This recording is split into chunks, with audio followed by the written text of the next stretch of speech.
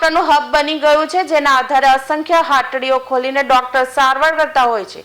ત્યારે આ પ્રકારના ડોક્ટર પાંડેસરા સચિન તરફ વધુ ઝડપાયા છે। ત્યારે હવે હજીરામાંથી પશ્ચિમ બંગાળથી આવીને ભાડાની દુકાનમાં તબીબી ધંધો શરૂ કરનાર 3 બોગસ તબીબને ઈચ્છાપોર પોલીસે ઝડપી પાડ્યા છે।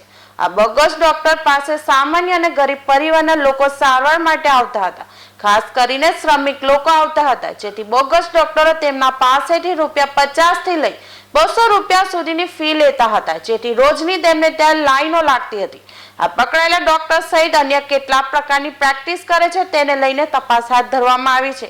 ત્રણેય ભાડાની દુકાનમાં દવાખાનું ચલાવતા હતા, જેમની પાસેથી એન્ટીબાયોટિક દવા, ઇન્જેક્શન સહિત ₹13,500 નો સામાન મળી આવ્યો હતો।